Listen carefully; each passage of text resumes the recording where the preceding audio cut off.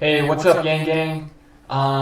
There's a lot to talk about today. I had a hard time narrowing our discussion down to a manageable amount, but the key issue that I wanted to tackle today was the debate between Elizabeth Warren and Andrew Yang, the one I referenced in my video yesterday, between automation and outsourcing as a problem point for job loss. And I think it's fair to point out that, anyone with common sense can see, yes, we have outsourced jobs, and that is a problem in terms of job loss, and we have automated jobs. We know that this is also a problem in terms of job loss. So we have two sources of job loss, and the debate pretty much between people is where's the majority of the jobs being lost. So I think Sagar of The Hill, if you haven't heard of The Hill, if by some miracle you made it to my channel before theirs, I highly recommend you check them out. I'll leave a link to their channel in the description.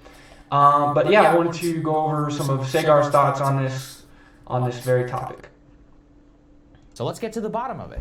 Yang's case is that since the year 2000, the predominant loss of American manufacturing jobs has been because of automation. This heralds what he calls the fourth industrial revolution, the arrival of an age where the dominant number of jobs for Americans will be automated out of existence within the next decade or so. In order to cope with the dramatic shift in our economy, a universal basic income of $1,000 a month is necessary to bolster and empower workers. It's an elegant solution if you believe that this is the correct diagnosis of the problem. This may shock many viewers of this program, but I actually think Elizabeth Warren might be right. That bad trade policy is more responsible for the loss of these 4 million manufacturing jobs than automation.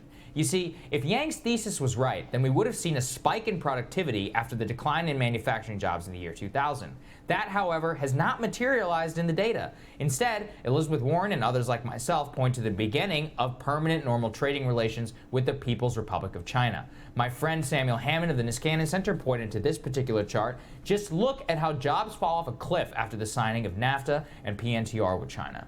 I should give full credit to Yang. His response to low productivity following the job loss in his automation thesis is that everyone was trying to find a job in order to make ends meet and that they don't leave the labor force. Hammond, however, says that the U.S. had higher manufacturing productivity growth in the 72 to 2000 period and steady manufacturing employment levels.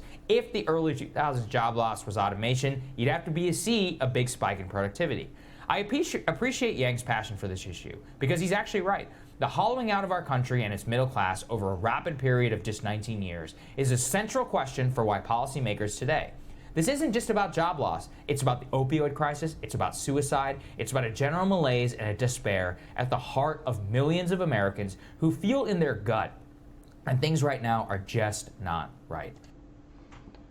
Okay, so Sagar gets a lot of things right. He understands the importance of the issue, but he is being a little bit narrow-minded here in the fact that he's focused on exactly what I just said. How did we lose our jobs? When really the question is, what do we do about it? So in the past, there's plenty of data to support automation being the primary cause of job loss. There's plenty of data to support that trade relations and outsourcing is the primary cause of job loss. It's a hotly debated subject, but it's a bit of a moot point because really what we need to be talking about now is what do we do about it. Now, I like to do a little thought experiment in situations like this and get to the root cause of the issue, and I do that by putting myself in a key player's shoes. So I put myself in the CEO's shoes for this. And we know that a CEO has two jobs. His job is to make more money and spend less money. And both of these issues, outsourcing and automation, are both a case of CEOs and corporations trying to spend less money. Improves your overhead, improves your profit margin, and it's good for your business. Now, if I was a CEO and it was much, much cheaper to pay for Mexican labor or Chinese labor, obviously the incentives are aligned as such with a good trade deal, not penalizing such behavior, having a sort of a free trade agreement between two countries. I'm incentivized to do that. So that's exactly what happened. Now, I take it a step further, and I think, what's even cheaper than a Chinese or Mexican laborer?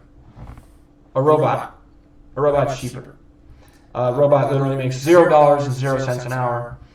And all you have to do is invest in the technology and the creation of these robots. So, if I'm a CEO, the next progression of outsourcing is automation. It's an evolution of outsourcing.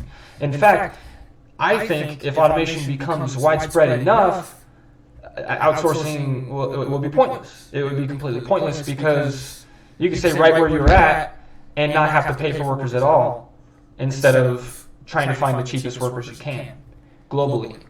Now, after having this thought run through my head, I thought to myself, what if they are already doing it? What if all those manufacturing jobs, all of the jobs that were lost to outsourcing, what if they're already getting automated? And it took me about 30 seconds to find this article. Man versus machine. China's workforce starting to feel the strain from threat of robotic automation. Companies, including iPhone manufacturer Foxconn, are turning to robots with around 100 million workers in China's manufacturing industry under threat. The city of Dongguan in China's industrial and export hub allocated $56.8 million to boost automation in factories last year alone. We get on here a little more. It says that 30% of the nation's gross domestic product is from manufacturing, the manufacturing industry. We have a little bit of anecdotal evidence here. Zia, or Zhe, I'm not sure how you say that. Sorry if I botched that, any Chinese people watching.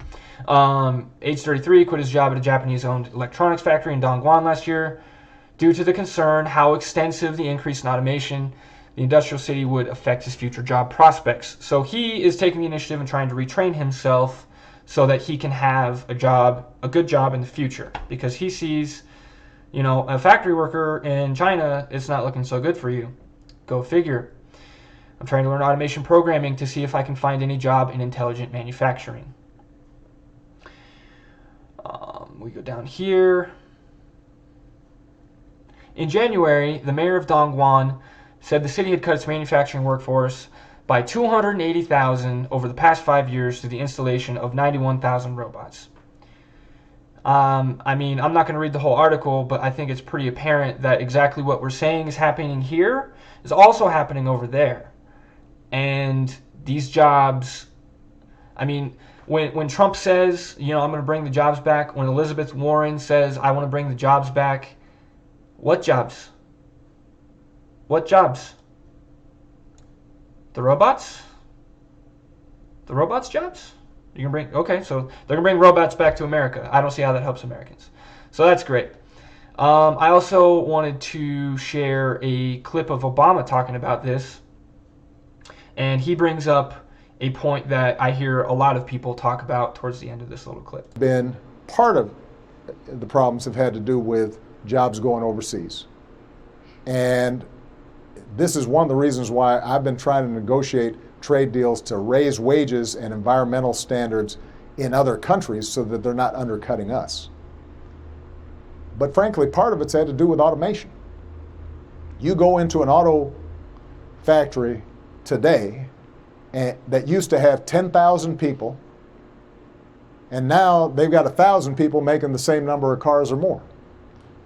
And so what that means is, even though we're making the same amount of stuff in our manufacturing sector, we're employing fewer people. Now, the good news is that there are entire new industries that are starting to pop up. And you're actually seeing some manufacturers coming back to the United States because they're starting to realize, energy prices are lower here, workers are better here, this is our biggest market. And so even though we offshored and went someplace else before, now it turns out we're better off going ahead and manufacturing here.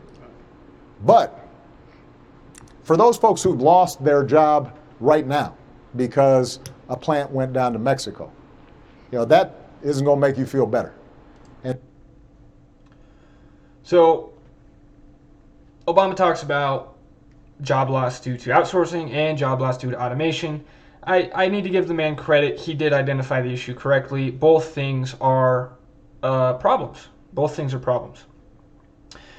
But Obama is saying that we can bring our jobs back through other industries. So when we're automating away the manufacturing industry, there will be other industries that open up to us that will basically replace all those jobs that are lost. And I wanted to share an excerpt from Andrew Yang's book, The War on Normal People. It's an amazing book. I highly recommend it to everybody. And this completely kills that argument. So, jobs don't grow like they used to. Companies can now prosper, grow, and mint record profits without hiring many people or increasing wages. Both job creation and wage growth have been weaker than the top-line economic growth would suggest since the 1970s. In each of the last several decades, the economy has created lower percentages of new jobs, including no new net jobs between 2000 and 2010 due to the Great Recession. The changing role of labor can be seen in the time it has taken to recover from the past several recessions. The United States has suffered several major recessions since 1980.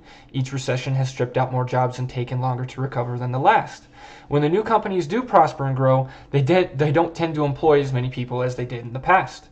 The major companies of today employ fewer workers than the major enterprises of yesteryear. And then he does a side-by-side comparison of new age companies and old school companies. I think this is really, really interesting. So you have Amazon, 341,000 workers. Walmart in the same year, 2017, 1.6 million workers. Apple, 2017, 80,000 workers. GM in the 60s had about 661,000 workers. Google, 57,000 workers. AT&T, 760,000 workers in the 60s. Microsoft, 114,000 workers. IBM, 434,000 workers. Facebook, 20,000 workers. GE, 262,000 workers. Snap, 1,800. Kodak, 145,000. Airbnb, 3,000. Hilton Hotels, 169,000.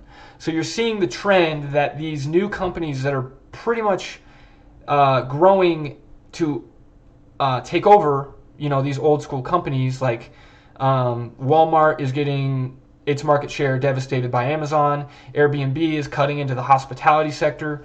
Look at this, man. This is like less than 5% of, a comparable hospitality player. So we're getting better at spending less money. We're getting better at doing the same job with less people. And that's what Obama was saying back in 2016. And that's not going to reverse. That is completely illogical thinking that will reverse. So even with new innovative jobs coming up down the pipeline, even with that, we are not going to see the benefits of that. These jobs that are coming up are not anywhere near as close in terms of employee count to what was lost. I think another great little chart to show you guys is the civilian labor force participation rate in the United States from 1990 to 2018. Look at this, man. It falls off a cliff. 67% down to the last 3 years, we're at 63%. So 4%, it doesn't seem like a huge jump, but then you consider that the entire labor force in the United States, according to the Bureau of Labor Statistics, is about 160 million people. So with a 63% participation rate, I did the math, guys, that leaves about 54 million people unemployed. And they're not going to get re-employed. From that excerpt from the book I just shared with you guys, Andrew Yang talks about when a recession hits, we get to see the state of the economy by how fast we rebound. Does this look like a rebound to you? So here's the recession, 2008. Did we rebound? No. We rebounded like 1%, 1.2%. And it's a flat line. And 2019 may show a little bit more growth, but look, man, it is not rebounding.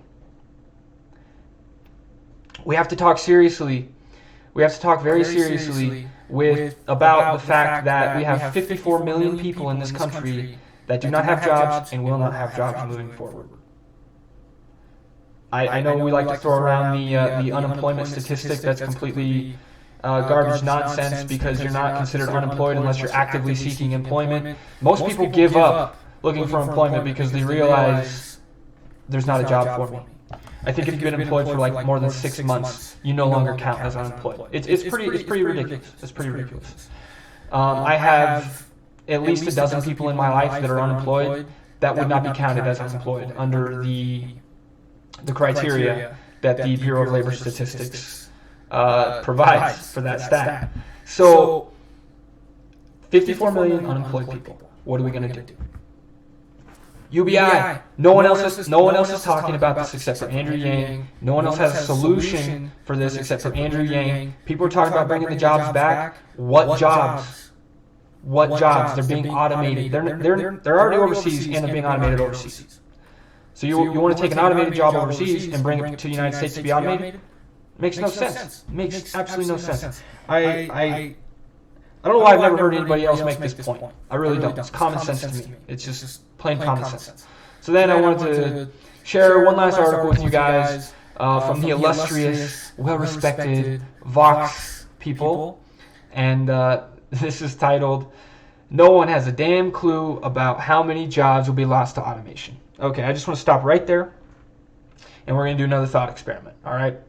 We're going to ask ourselves a couple questions. Think about your job. Is it repetitive in any physical way? Do you have a repetitive physical task in your job?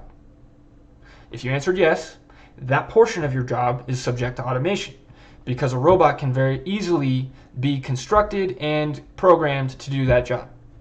Ask yourself this: do you have any repetitive cognitive tasks, such as filling out paperwork, going through documents, trying to find certain elements through documentation?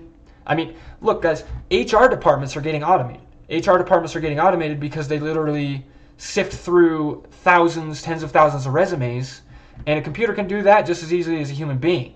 A human being doesn't need to read through 10,000 resumes. A computer can do that just fine. Freaking stockbrokers are being automated. There are dozens of robotic stock investor programs. I actually am involved with one myself, Betterment. And Betterment is just an algorithm that says where my stocks should be invested in the most effective way. Before, I used to have to pay someone to do that job. And, no one's crying that stockbrokers are losing their jobs, but I'm just trying to prove a point that these jobs are getting automated away. So if you answered yes to either of those questions, repetitive physical work, repetitive cognitive work, your job is going to be automated. Your job is going to be automated because the people who employ you stand to spend less money by making a robot do that portion of your job. If there's any portion of your job that doesn't fall in that category, it won't get automated, but your job responsibilities have been cut down to 50%, 30% of what you used to do. So about 50 to 30% of the people who do the same thing you do will still have a job tomorrow. Does that make sense? You need less people to do the same amount of work. That's what Barack Obama was saying back in 2016.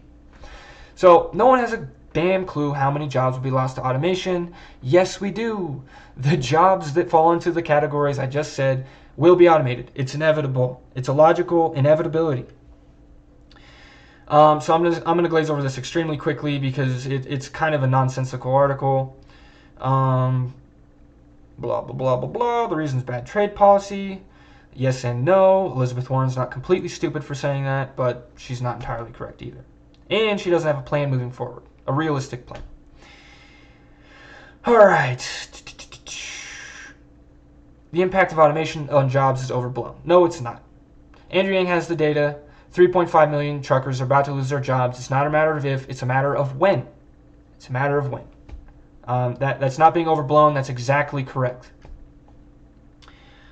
They talk about subway ticket machines, concrete mixers.